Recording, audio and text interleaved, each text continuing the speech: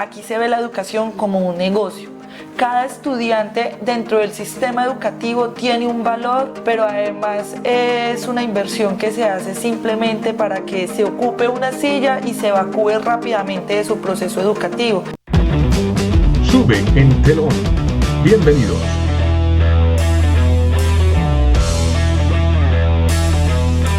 ¿Quién es Lina María Montilla? Lina María Montilla es una mujer nacida en Pereira hace 31 años, una mujer que todo el tiempo está en la lucha, que no se queda callada ante las injusticias, que lucha por mejores condiciones laborales para la clase trabajadora y para el pueblo en general, que todo el tiempo está invitando y tratando de contagiar a la gente para que se sume a este bonito proceso. Es una mujer que también sueña, que tiene metas, ¿cierto? Pero también es una mujer que ama profundamente su vocación, la de ser docente, la de estar dando clases ya sea en un aula, en un parque o en las calles, como recientemente lo viene haciendo, y que también es una mujer pues con sentimientos y emociones, y que es muy sensible ante las problemáticas de nuestra sociedad, que sueña y anhela pues con cambiar las realidades de cada uno y de cada una, y que también pues espera pues poder terminar su licenciatura en Español y Literatura, que está haciendo actualmente en la Universidad Tecnológica de Pereira, y bueno, hacer que cambie un poco las cosas en este país. Lina, ¿en qué momento nació su vocación, el deseo de servir a la comunidad? En casa siempre hubo un ambiente del trabajo colaborativo, de hacer convites para mejorar las cosas en el barrio. Mi papá fue presidente de Junta de Acción Comunal, mi hermana fue líder de un grupo juvenil en el mismo barrio donde mi papá era presidente, y pues crecimos con ese ambiente, ¿cierto? Siempre mi casa estuvo rodeada de los políticos o de los candidatos de la época. Mi papá era liberal, ¿cierto?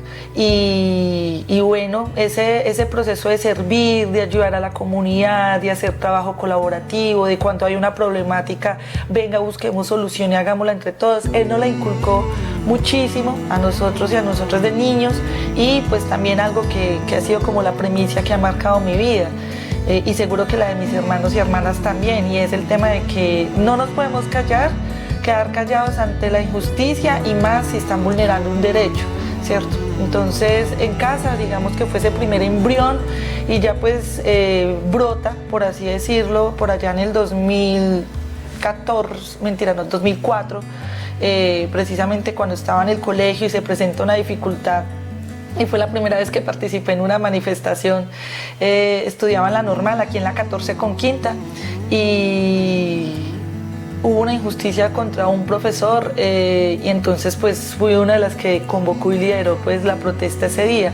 Ya posteriormente, al año siguiente, me vinculo a una organización estudiantil de estudiantes de secundaria, y con eso pues ya reafirmo muchas cosas de las que mi papá me había dicho, y dentro de las cosas que más reafirmo es mi vocación de ser maestra, ¿cierto? Porque soy una convencida que por medio de la educación se puede no simplemente generar conciencia, sino hacer grandes transformaciones en nuestra sociedad. Entonces, más o menos es ahí donde todo empieza. ¿Qué cargo desempeña actualmente? En la actualidad yo soy presidenta de la Central Unitaria de Trabajadores, subdirectiva Risaralda. Digo y así es, ¿cierto? Soy una de las 4 mujeres de las 32 subdirectivas que a nivel nacional somos presidentas, y soy la presidenta más joven de esas 32 subdirectivas, ¿cierto? Para el movimiento sindical somos jóvenes hasta los 35 años, y yo tengo 31, entonces todavía me queda tiempo acá. Y bueno, actualmente pues ser presidenta, pues precisamente soy la cabeza visible del sindicalismo en la ciudad, represento a los trabajadores y trabajadoras en distintas instancias, especialmente en todo lo que tiene que ver con el Ministerio del Trabajo, ¿cierto? La mesa de políticas de concertación laboral y salariales. También pues precisamente por la dinámica que tiene la central, y por su proceso de movilización y de construcción de la unidad con otros sectores sociales, pues entonces coordino el espacio de unidad que tenemos en Risaralda, que se llama el Comando Departamental Unitario, que es un espacio en donde tratamos de converger muchas organizaciones sociales independientemente de nuestro carácter y que precisamente pues hacemos las distintas acciones de movilización, de protesta, de petición, de cara pues a las problemáticas que tenemos en nuestra ciudad. Y por eso pues también tengo una comunicación y represento a los trabajadores y trabajadoras en los consejos de seguridad, en las coordinaciones con el Ministerio Público, con la fuerza pública, ¿cierto? Digamos que soy una voz en esos escenarios. Soy el rostro junto con otros compañeros visible de la central, ¿cierto?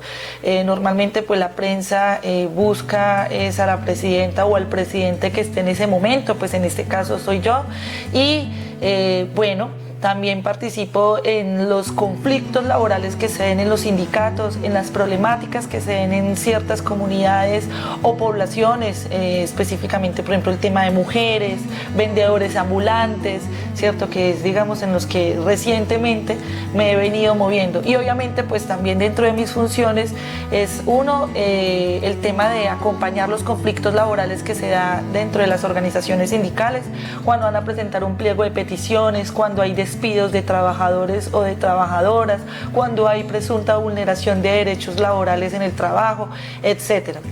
Y recientemente vengo fortaleciendo el trabajo de derechos humanos. Entonces digamos que es un poco como el trabajo y la dinámica que desempeño aquí en la central.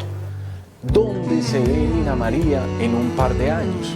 Hay como dos momentos, ¿cierto? Entonces, uno, yo quiero volver a un aula de clase, pues porque ahora precisamente por la actividad sindical tengo un permiso para dedicarme a mis tareas sindicales, ¿sí?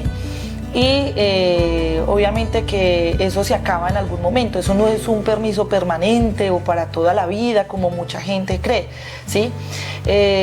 No sé, pues eso por ahora aquí en la CUT estoy elegida hasta el 2022, pero yo precisamente pues me veo digo que dos momentos, porque yo quiero terminar mi licenciatura, quiero hacer una maestría, todavía estoy en duda en cuál maestría quiero hacerla, ¿cierto? Obviamente en la UTP, estoy en duda si quiero hacer la maestría en lingüística o maestría en educación, que son pues como los temas que más me llaman precisamente en mi actual proceso académico.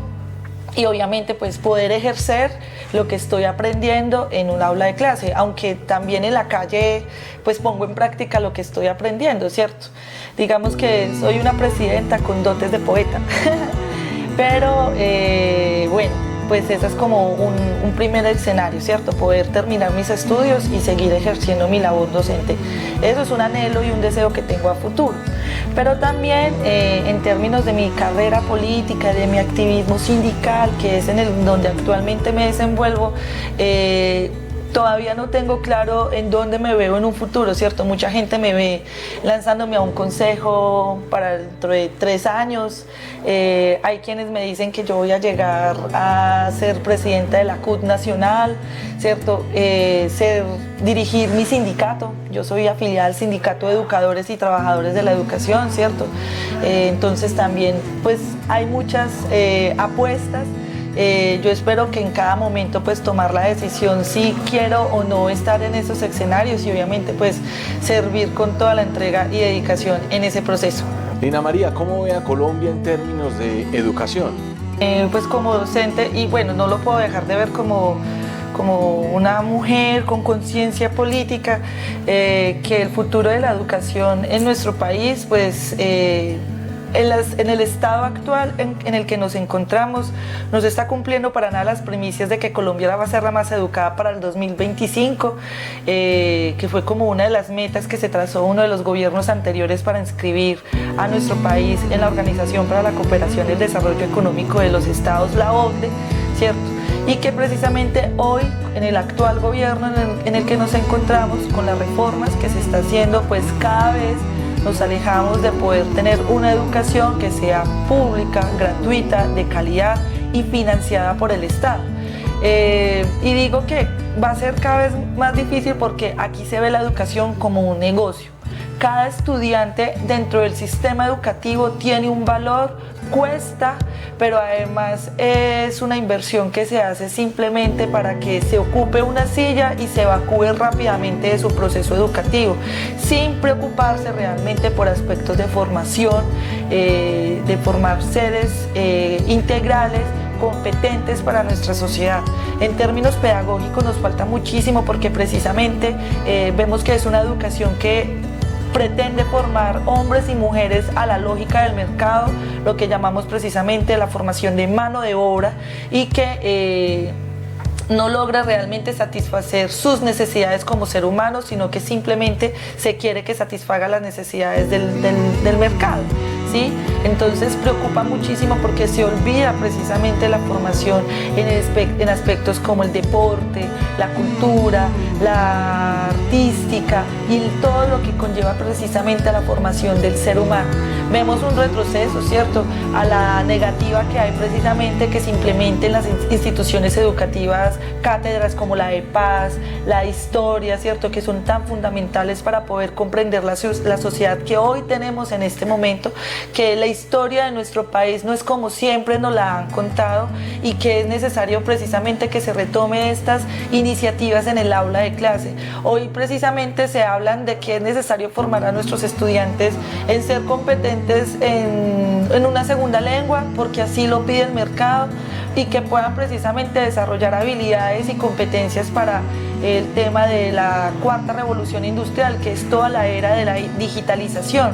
Pero también es importante que, si bien eso es lo que hoy se está requiriendo, que se acompañe de una formación humana, es decir, que las humanidades no pueden ser la cenicienta del proceso educativo, que debe estar a la orden del proceso de formación, y que por eso es importante otras asignaturas, pues precisamente como las humanidades, la lengua castellana, ciencias sociales, entre otras, ¿cierto? Entonces, lamentablemente tenemos el problema, la educación es vista como un proceso de mercantilización en donde el estudiante es el producto, el maestro o la maestra venimos a ser como los trabajadores de ese producto, y obviamente pues en lógica de empresa el rector viene siendo el gerente, el secretario de educación es el dueño de los conglomerados, etcétera, pero que es una lógica que empata precisamente con la situación actual de cómo se pretende dar la educación hoy. Por eso desde distintos aspectos rechazamos los estándares o los derechos básicos de aprendizaje que se están promoviendo hoy para la formación de los niños, porque no nos conformamos precisamente con un aprendizaje básico. ¿Sí? Todos los niños no aprenden igual, tienen condiciones distintas de aprendizaje, hay unos que aprenden a ritmos diferentes que otros, y lamentablemente hoy, por la celeridad del mercado, del capitalismo que se quiere implementar en las instituciones educativas, pues pretenden que el proceso educativo sea igual, cuando hoy las realidades de nuestras familias muestran que no se tiene la formación suficiente para acompañar el proceso educativo de sus niños, niñas y adolescentes, cuando no se cuentan con los implementos necesarios ni en la casa ni en las instituciones educativas. Hoy tenemos seriamente problemas de infraestructura, y no es simplemente construir salones y canchas, es de hablar de bibliotecas, de laboratorios de física, laboratorios de química, ¿cierto?, implementos deportivos, salones de educación artística. Hoy todo eso ha desaparecido en las instituciones educativas, y como hoy precisamente estamos en la era de la información, más rápido accedemos a la información, pero no quiere decir que se aprende o nos formamos en la misma velocidad. Necesitamos entonces también la adecuación de estos implementos en las instituciones educativas y una actualización docente a tiempo, ¿cierto? Los docentes también tenemos que actualizarlos, tenemos que formarlos, y el Estado debe ser garante de esas condiciones. Y por último, algo que también se olvida, y es el tema de todo el proceso psicosocial. Cada vez más son las familias disfuncionales, o los chicos rápidamente están ingresando al mundo de las sustancias psicoactivas, y pues precisamente son niños, niñas y adolescentes muy solos, muy solas, que encuentran en la institución educativa un refugio, a veces el maestro o la maestra no damos abasto para poder cubrir todas esas necesidades y especialmente las necesidades de afecto que hoy tienen nuestros niños. Entonces sí es importante que las instituciones educativas también cuenten con los programas de docente, aula de apoyo, psicóloga o trabajadora social que ayudan un poco a alivianar las cargas en el proceso educativo. Eso hoy no se tiene y lamentablemente pues la educación en estos momentos no va por el proceso que es, no es culpa de los maestros. Nosotros también hemos dicho que es necesario que el Estado se ponga los pantalones precisamente en todo lo que tiene que ver con la formación de los maestros en las facultades de educación y en las escuelas normales, que no es suficiente precisamente con que rápidamente se gradúen maestros cuando no hay ofertas de empleo, pero también estamos diciendo que deben ser maestros y maestras formadas de calidad, pero de calidad humana también, pero de calidad pedagógica, didáctica, y hoy realmente el Estado, ni el gobierno actual, ni los anteriores le han apostado a ese proceso. Hablamos de educación, hablemos de trabajo. En materia de trabajo, pues si en educación llueve, en trabajo no escampa. Y lamentablemente hoy, precisamente en medio de la emergencia nacional que tenemos por el COVID-19, pues la problemática en el mundo del trabajo se ha agudizado. Pero antes de hablar del momento del COVID, quiero ubicar precisamente lo que se trazó este gobierno en materia laboral, ¿cierto? Dentro de su Plan Nacional de Desarrollo habló que quería hacer una reforma laboral en la que se optara para que primero para que los jóvenes que tuvieran su primer empleo pudieran vincularse rápidamente al mundo laboral, pero que ganaran por debajo de un mínimo, ¿cierto? Eso escandalizó muchísimo a los jóvenes y a todo el movimiento sindical y fue algo que rechazamos de primera mano. Pero el gobierno venía haciendo intentonas, por así decirlo, para que se diera una flexibilización más dentro del mundo del trabajo, en que se diera la contratación y el pago por horas, y que los trabajadores que ganan por debajo de un mínimo pues tuvieran un mecanismo de cotización a seguridad social, ¿cierto? Todo lo que entendemos: salud, riesgos laborales y pensión. Eso fue uno de los motivos por los cuales el pasado 21 de noviembre del 2019 salimos a protestar, ¿sí? Y que obviamente pues el gobierno todo el tiempo dijo de que no había una reforma laboral, que no había una reforma pensional, pero todo estaba plasmado en el Plan Nacional de Desarrollo que fue aprobado el 25 de marzo del 2019. Pasa el 2019, arrancamos el año tratando de reactivar las movilizaciones y todo el proceso que derivó el paro nacional después del 21N, y obviamente pues llegó pandemia, llegó la pandemia y eso ya nos trajo otras realidades, ¿cierto? Seguíamos preocupados por las reformas que el gobierno ya había anunciado, pero el momento actual requería actuar precisamente en protección de los derechos de los trabajadores en medio de la emergencia. Entonces arrancamos toda la pandemia del COVID-19, se empiezan a decretar los confinamientos, los aislamientos obligatorios, y obviamente esto conllevó a que se dieran suspensión de contratos, se adelantaran vacaciones, reducción de salarios, que las empresas hicieran un cierre parcial por 110 días o inclusive se declararan en quiebra y tuvieran el permiso por parte del Ministerio del Trabajo para despedir al personal que tuvieran contratado. Eso no se ha acabado. Precisamente hoy el ministro del Trabajo, Cabrera, explicaba precisamente que tienen un listado de muchas empresas que se han declarado en quiebra. Nosotros hemos manifestado desde nuestras organizaciones sindicales de que la crisis económica no la pagamos los trabajadores, ¿sí? El gobierno debe optar por auxilios y ya vimos que esto ha sido propuesta en el Congreso de la República, pero que lamentablemente se ha hundido, para ayudar a las micros, pequeñas, medianas y famimpresas, que son las que mueven alrededor del 60% de la economía en las ciudades intermedias como Pereira, ¿cierto? Que no es simplemente las grandes empresas a las que hay que ayudar como sí lo hizo el gobierno nacional, ¿cierto? Ejemplo claro, como sucedió con Avianca, ¿sí? Una multinacional que recibió un préstamo de un del Estado colombiano para solventarse, pero que aquí tenemos problemáticas mucho más graves y más preocupantes, porque estamos hablando de más trabajadores y trabajadoras que se están quedando sin empleo, que se están quedando sin su proyecto productivo y obviamente sin fuente de ingresos. Por eso las medidas que el gobierno fue tomando a lo largo de la pandemia con todos los decretos que fue expidiendo en medio de la emergencia para que se retiraran las cesantías por el caso de desempleo, para que pudieran acceder a un auxilio a la caja de compensación familiar, son medidas en las que el Estado colombiano se lavó las manos y entregó las responsabilidades a terceros, ¿cierto? Mas no fue un compromiso del Estado colombiano realmente de proteger a la clase trabajadora que estaba siendo vulnerada en medio de la emergencia nacional. Hay sectores en los que obviamente no hubo afectación de derechos, ¿cierto? Pero que hay otros más precarios que otros. Nosotros ubicamos precisamente que donde más se dieron vulneración de derechos son en los sectores en donde no existe un sindicato. Se dieron vulneración de derechos en el sector salud, por ejemplo. Los vendedores ambulantes, que son los que venden del día a día y del rebusque, también fueron o están siendo muy vulnerados porque precisamente por la recesión económica en la que hoy nos encontramos, que no es producto del COVID-19, sino propio del modelo económico, pues estamos precisamente en dificultades de poder tener dinero fácilmente, poder adquisitivo, y eso pues, repercute en primera instancia en los vendedores y vendedoras ambulantes. Y obviamente pues todo esto está marcado en una reforma laboral, así el gobierno diga que no, que expidió estando en esta emergencia, que es el decreto 1174, que precisamente pone el salario por horas, la contratación por horas, acaba la estabilidad laboral, la posibilidad de pensionarse, ¿cierto? Entonces el gobierno dice, no, eso es mentira, pero nosotros ya tenemos registros y argumentos precisamente en el que contravertimos esas explicaciones que el gobierno da. La contratación por horas era lo que se estaba esperando precisamente para que se pudiera dar la cotización a prestaciones sociales por horas. El decreto dice 1174 y que aplica solamente para los trabajadores que ganen por debajo de un salario mínimo. Lo que nosotros prevemos y es nuestra preocupación es que esto empiece a cobijar al conjunto de la clase trabajadora.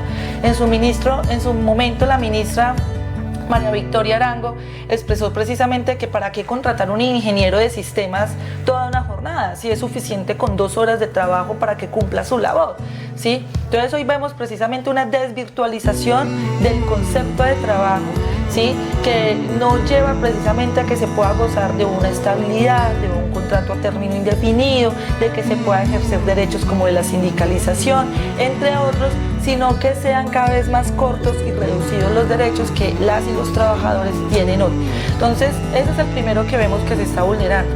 Pero también vemos como el tema de pensión, ¿sí? Porque un país mide los índices de informalidad en la medida en que sus trabajadores, o más bien la población económicamente activa, se afilia a una entidad de salud y de pensión. Entonces el gobierno crea los beneficios económicos periódicos BEPS. Esos beneficios económicos periódicos BEPS van a ser cotizados en Colpensiones. Entonces yo, que trabajo 1 hora aquí, o trabajo en el servicio doméstico en un restaurante y luego trabajo 2 horas en una casa de familia, etcétera, y con eso logro tener un salario mínimo, por ejemplo, o por debajo de un salario mínimo, pues puedo ir a cotizar a esos beneficios periódicos lo que trabajé por horas, ¿sí? Y así lo voy a hacer durante 10, 20 años, que puede ser mi etapa laboral. Al finalizarse, lo que voy a recibir es precisamente mi ahorro más un 20% que el gobierno me va a aportar. Pero eso no equivale a una pensión, ¿cierto? Eso, hoy actualmente los BEPS existen en Colombia.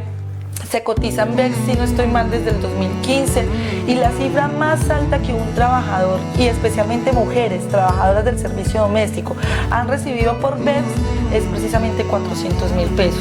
No alcanza a ser ni un salario mínimo para tener condiciones de vejez digna.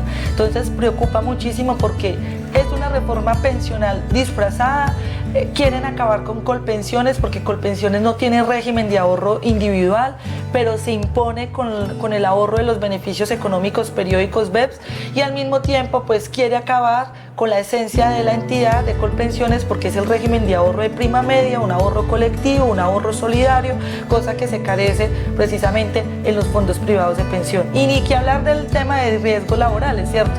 Si usted tiene un accidente en su sitio de trabajo, pues solo va a tener derecho por única vez es a un auxilio que se le va a brindar para que pueda cubrir las necesidades de ese accidente. Frente al tema de salud en el trabajo, pues eso se pierde también porque el gobierno va a dar un auxilio único, ¿cierto? Una vez que usted tenga un accidente, pero eso es por un tiempo determinado. Y se acaba todo el concepto de licencias por enfermedad, pensión por invalidez, licencias de maternidad o por paternidad, ¿cierto? Porque obviamente no va a haber una empresa de riesgos laborales ni una empresa de salud que pueda respaldar precisamente esos aspectos que son hoy derechos de trabajadores y de trabajadoras que han sido conquistados. Entonces, con el decreto 1174 se pierden esos derechos, contratación, salario estable, se pierde la sindicalización, la pensión y todo el componente de salud y seguridad en el trabajo. Lina María, líderes sociales en Colombia, ¿qué tiene para decir? Bueno, hoy tenemos en nuestro país una problemática muy grande con el asesinato sistemático de líderes, lideresas sociales y firmantes del Acuerdo de Paz. De lo que hace que se firmó el Acuerdo de Paz en el 2016, a la fecha van más de 1000 líderes sociales asesinados, dentro de los cuales 230, no tengo clara la cifra, pero más de 200 son firmantes del Acuerdo de Paz, que en el caso de nuestro territorio son 13 líderes sociales asesinados del 2016 a la fecha, que hoy somos más de 200 líderes y lideresas sociales los que contamos con medidas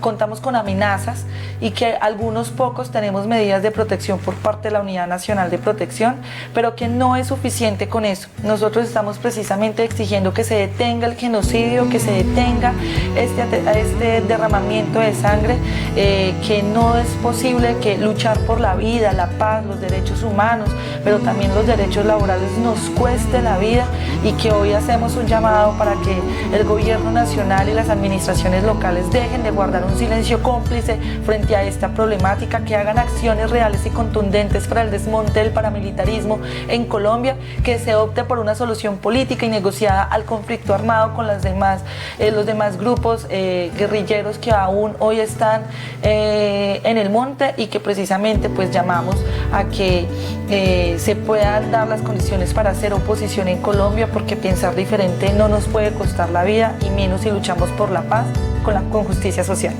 Un agradecimiento para todos ustedes. Recuerden seguirnos en las redes sociales, Facebook y YouTube como Sube el Telón. En Instagram también estamos, Sube el Telón TV. Hasta pronto.